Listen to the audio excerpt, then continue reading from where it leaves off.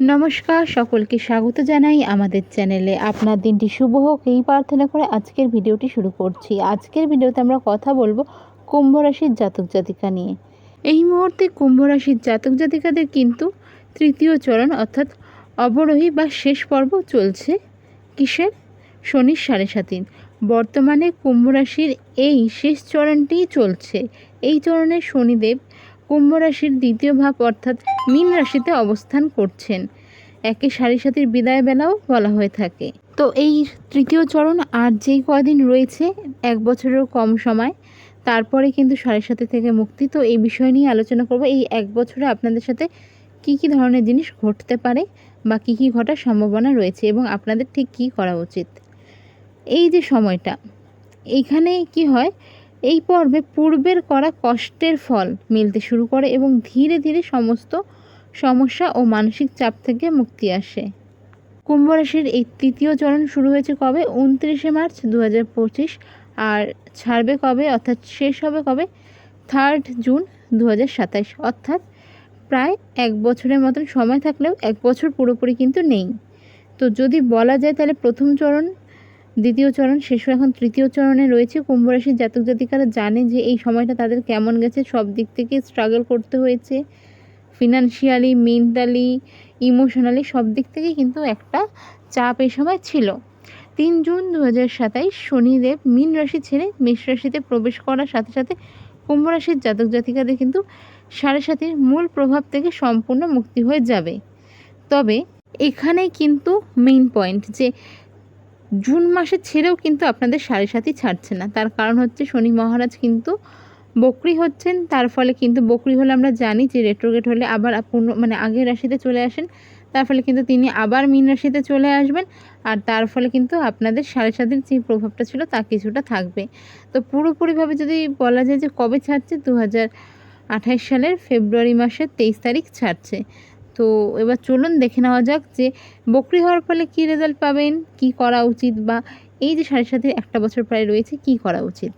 আচ্ছা, এবার আসল কথায় আসা যাক যে 2027 সাল তো পরে, 28 সাল পরে, 2026-এ কিন্তু শনি মহারাজ বক্রি হচ্ছে। শনি মহারাজ কবে বক্রি হচ্ছেন? শনি মহারাজ 2026 সালে 138 দিনের জন্য রেট্রোগেট হচ্ছেন, অর্থাৎ উল্টো চালে চলবেন।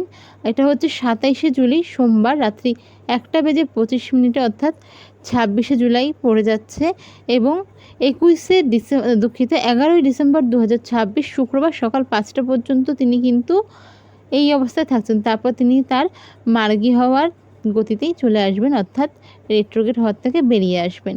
কুম্ভ রাশির ওপর প্রভাব তো পড়তেই চলেছে, অবশ্যই পড়তে চলেছে, কারণ 7.5 চলছে। আপনাদের এর যে প্রভাবটা কি পড়বে, তো চলুন সেটা জেনে নেওয়া যাক। যেহেতু আপনার রাশিতে এখন 7.5 শেষ বা তৃতীয় চরণ চলছে এবং শনিদেব আপনাদের রাশির দ্বিতীয় ভাব অর্থাৎ মীন রাশিতে বক্রি হচ্ছেন, তাই এই 138 দিন আপনার জন্য কিন্তু মিশ্র ফল নিয়ে আসবে। আটকে থাকা কার্যের পর্যালোচনা যদি বলা যায়, সেক্ষেত্রে কিন্তু বক্রি শনি কোনো নতুন সমস্যা তৈরি করার চেয়ে পুরনো অমীমাংসিত সমস্যাগুলোকে আবার সামনে নিয়ে চলে আসে। ক্যারিয়ার বা পারিবারিক ক্ষেত্রে অতীতের কোনো ভুল হয়ে থাকলে তা সংশোধন করার সুযোগ এই সময় কিন্তু পাবেন। মানসিক চাপ ও কথাবার্তায় নিয়ন্ত্রণ, এই সময় কিন্তু মানসিক অস্থিরতা কিছুটা বাড়তে পারে। 7.5 শেষ সময় হওয়ায় পরিবার ও কর্মক্ষেত্রে হুট করে রেগে যাওয়া বা রুক্ষ কথা বলা থেকে বিরত থাকবেন, নয়তো কিন্তু সমস্যা হতে পারে। আর্থিক বিষয়ে সতর্কতা, বক্রি চলাকালীন আর্থিক লেনদেন, নতুন বিনিয়োগ বা কাউকে ধার দেওয়ার ক্ষেত্রে কিন্তু খুব সাবধান হতে হবে। যাকে ধার দিচ্ছেন তার থেকে রিটার্ন পাওয়ার কতটা চান্স, এটা অবশ্যই দেখে নেবেন। আদারওয়াইজ কিন্তু সমস্যায় পড়তে হতে পারে আপনার ধার দেওয়া টাকা আপনার নিজের কাছে আবার ফিরিয়ে আনার জন্য। শনির বক্রি দশায় যে কোনো প্রকার কুপ্রভাব থেকে বাঁচার জন্য সবার প্রথমে যে জিনিসটা বলবো, যেটা আপনি এই সময় করবেন না, সেটা কি? সেটা হচ্ছে পা রিলেটেড সমস্যা কোনো ব্যক্তি আপনার কাছে যদি সাহায্য চাইতে আসে, কিছু না থাক ওনাকে 5 টাকা দেবেন, আর যদি টাকাও না থাকে ওনাকে জল খাওয়াবেন। এই জিনিসটা কিন্তু মাথায় রাখবেন। এটা রেমেডি হিসাবেও বলছি, আর এটা ভীষণ ভালো রেজাল্ট দেবে আপনাদের। এবার আরও কিছু সমস্যা যেগুলো আপনাদের মেনে বা বুঝে চলতে হবে, কি চলুন জেনে নেওয়া যাক। যেহেতু 2026 সালের 27শে জুলাই থেকে 11 ডিসেম্বর পর্যন্ত শনিদেব মীন রাশিতে বকরি হচ্ছেন, তো কুম্ভ রাশির জাতক জাতিকাদের জন্য কিন্তু সাড়ে সাতের শেষ বছর চলাকালীন কিছু সুনির্দিষ্ট সমস্যা বা চ্যালেঞ্জের সম্মুখীন হতে পারে এই সময়, এই জিনিসটা মাথায় রাখবেন। তো জ্যোতিষশাস্ত্রের শনির বক্রি দশাকে কিন্তু এক ধরনের পরীক্ষারও সময় ধরা হয়। সেক্ষেত্রে বলবো আর্থিক ক্ষেত্রে কিন্তু টানপোড়েনের সমস্যা বা অপ্রত্যাশিত খরচ, যেহেতু শনিদেব আপনাদের রাশির দ্বিতীয় ভাব অর্থাৎ অর্থ সঞ্চয় এবং পরিবারের ঘরে বকরি হচ্ছেন, তাই আর্থিক দিক থেকে কিন্তু এই সময় কিছুটা কঠিন হতে পারে। টাকা আটকে যাওয়া, ব্যবসায়িক ক্ষেত্রে পাওনা টাকা বা বকেয়া টাকা, অর্থ সময় মতো হাতে না আসায় দৈনন্দিন কাজে বাধা পড়া, বাজেট বিগড়ে যাওয়া, হঠাৎ করে এমন কিছু পারিবারিক বা স্বাস্থ্যগত খরচ আসতে পারে যার ফলে কিন্তু আপনার জমানো পুঁজিতে টান পড়তে পারে। বিনিয়োগে লোকসান, এই সময় কিন্তু শেয়ার বাজার বা কোনো ঝুঁকিপূর্ণ জায়গায় নতুন বিনিয়োগ করলে বড় আর্থিক ক্ষতির সম্ভাবনা থাকছে, খুব সাবধান। কথা আর বাণীতে কিন্তু রুক্ষতা এবং পারিবারিক বিবাদ, দ্বিতীয় ভাবটি আমাদের কথাবার্তা ও পরিবারের প্রতীক হয়, তো এই ক্ষেত্রে কিন্তু সম্পর্কে ভুল বোঝাবুঝির একটা সম্ভাবনা থাকছে। সেই জিনিসটা আপনার অজান্তেই কিন্তু আপনার মুখের ভাষা কিছুটা রুক্ষ হতে পারে, তো সেক্ষেত্রে খেয়াল রাখবেন। এর ফলে পরিবারের সদস্য, আত্মীয় স্বজন, লাভ লাইফ পার্টনারের সাথে তীব্র মতবিরোধ বা ভুল বোঝাবুঝি হতে পারে। পারিবারিক সম্পত্তি নিয়ে বিবাদ, যে কোনো পৈতৃক সম্পত্তি নিয়ে এই সময় কিন্তু পরিবারের সাথে কোনো রকম ঝামেলা সৃষ্টি হতে পারে। ক্যারিয়ার ধীরগতি ও মানসিক ক্লান্তি, কর্মক্ষেত্রে আপনার উপর দায়িত্ব হঠাৎ করে বেড়ে যাবে, অনেক পরিশ্রম করলেও কাজের কৃতিত্ব পেতে পারবেন এরকম সিচুয়েশন থাকবে না। পদোন্নতি বা বদলির কথা ভাবলেও সেটা আটকে যাওয়ার সম্ভাবনা থাকছে। পুরনো কোনো ভুলের কারণে কিন্তু মাসুল গুনতে হতে পারে। স্বাস্থ্য ও মানসিক অস্থিরতা এই সময় কিন্তু দেখা দিতে পারে। পুরনো কোনো রোগ চারা দেওয়ার সম্ভাবনা থাকছে, বিশেষ করে কিন্তু দাঁতের সমস্যা, চোখের সমস্যা বা মুখমণ্ডলের সমস্যা, স্কিন রিলেটেড ইস্যু, চামড়ার সমস্যা, অর্থাৎ এই জিনিসগুলো এই সময় দেখা দিতে পারে। তো এগুলো নিয়ে যদি মনে হয় আপনার বড় কোনো সমস্যা হচ্ছে, তো ডক্টর একবার দেখিয়ে নেবেন। হুটহাট মেডিসিনটা এই সময় কিনে খাবেন না, সমস্যা হতে পারে।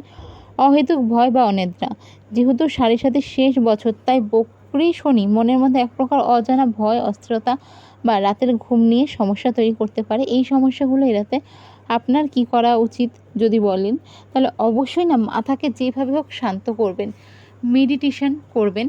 আর কোনো কাজে বাধা হলে, ফাইন্যান্সিয়াল বাধা হলে, ধরুন যেটা আপনি অ্যাডজাস্ট করতে পারছেন, হয়ে যাবে পজিটিভ জিনিসটা না রাখার চেষ্টা করুন, ভীষণ দরকার এই সময় আপনাদের। তো এই সমস্যাগুলো যাদের থাকছে বা থাকবে, তারা এই সময় রেমেডি হিসেবে কি করবেন চলুন সেটা জেনে নেওয়া যাক। 27শে জুলাই সোমবার যেহেতু হচ্ছে ঘটনাটি, তো আপনারা কি করবেন, 25শে জুলাই শনিবার যে কোনো শনি মন্দিরে যান, এবং যদি প্রত্যেক শনিবার পারেন অবশ্যই, বা এর মধ্যে যে প্রত্যেকটা মাস পড়বে July, August, September, October, November, December, এই সময়টাতে কি করবেন, প্রত্যেক মাসে একবার করে মাসের শুরুর দিকে শনিবারগুলোতে করবেন, তাহলে পুরো মাসের জন্য ভালো হবে। শনি মন্দিরে গিয়ে নিয়ে ছায়া দান করুন। ছায়া কীভাবে দান করতে হয় তা আপনারা ইউটিউবে পেয়ে যাবেন, আমার চ্যানেলেও আছে, পেয়ে যাবেন, আদারওয়াইজ গুগল করে নেবেন এবং আমি একটা ভিডিও দিয়ে দেবো, তাহলে আপনাদের খুব সুবিধা হবে। এরপর যে জিনিসটা করবেন সেটা হচ্ছে প্রত্যেক দিন সন্ধ্যাবেলা সূর্যাস্তের পর আপনাদের যদি সম্ভব হয় হাঁটুন, মানে এমনি হাঁটুন, যেটা ইভিনিং ওয়াক ওরকমভাবে হাঁটুন। দ্বিতীয় জিনিস সেটা গেল, এবং তৃতীয় ক্ষেত্রে আপনাদের এই জিনিসটা বলবো যে এই সময় না আপনাদের মাতা পিতার একটু শরীর খারাপ হবে। অনেকে এই সমস্যায় ভুগছেন, অবশ্যই জানাবেন যদি কেউ ভুগে থাকেন। তো সেক্ষেত্রে কি করবেন, 7টা লঙ্কা নিয়ে আপনি আপনার ঘরের থেকে বের হবেন। ধরেন আপনার যে থাকার ঘর, মানে ঘর বলতে বাড়ি, আপনার বাড়ির থেকে বেরিয়ে আসবেন। বাস্তুর যে বাড়ির সামনে যদি রাস্তা থাকে রাস্তায় দাঁড়ান। যারা ফ্ল্যাটে থাকছেন তারা ফ্ল্যাট থেকে নেমে এসে ধরুন 3-4 তলায় ফ্ল্যাট রয়েছে, নিচে চলে আসলেন আপনি, মানে মাঠে উঠান যেটাকে বলা হয়, ওখানে চলে আসলেন। এই জিনিসটা করবেন রাত্রিবেলা, রাত 12টার পর, বিশেষত জিনিসটা মাথায় রাখবেন। 7টা লঙ্কা নেবেন, নিয়ে যারা হচ্ছে ফ্ল্যাটে থাকেন নিজেদের ফ্ল্যাটের দিকে তাকিয়ে ফ্ল্যাটটাকে মানে অ্যান্টি ক্লকওয়াইজ ঘোরাবেন, নজর কাটাবেন, 7 বার ঘোরাবেন 7টা শুকনো লঙ্কা নিয়ে। যাদের বাড়ি আছে তারা বাড়ির বাইরে গেটের বাইরে বেরিয়ে করবেন, গেটের সামনে রাস্তা হোক যাই হোক, মানে বাড়ির থেকে বেরিয়ে করবেন। মানে আপনি যে 7 বার ঘোরাচ্ছেন অ্যান্টি ক্লকওয়াইজ, সেটা ফ্ল্যাটের চারপাশ দিয়ে, মানে সেই যে ক্লকওয়াইজ ঘোরাচ্ছেন, আপনার ঘোরানোতে হাতের মাঝখান দিয়ে যাতে আপনি পুরো বাড়িটাকে দেখতে পারেন। ঘুরিয়ে আপনি লঙ্কাগুলোকে পুড়িয়ে দেবেন, পুড়িয়ে আপনি একটু জল বাইরে রাখবেন, জলটা আপনার পা ধুয়ে মাথায় জল ছিটিয়ে তারপর ঘরে ঢুকবেন, পিছন ফিরে তাকাবেন না। কেউ যদি আপনাকে ডাকে আপনি চলে এলেন, বা আপনি এমনভাবে চলে আসবেন যে আপনি শুনতেই পাননি, কোনোভাবেই পিছন ফিরে কিন্তু তাকানো যাবে না, সে যেই ডাকুক না কেন। বাড়িতে আসলেন, ঘরে আসলেন, তারপর এসে তাকে হয়তো ফোন করলেন বা আবার বেরিয়ে গেলেন, কিন্তু আপনাকে আপনার ঘর পর্যন্ত পৌঁছতে হবে। কিভাবে পৌঁছবেন, যদি কোনো কিছু ডাউট থাকে অবশ্যই কমেন্ট করবেন, চেষ্টা করব আপনাদের ডাউটসগুলো ক্লিয়ার করার।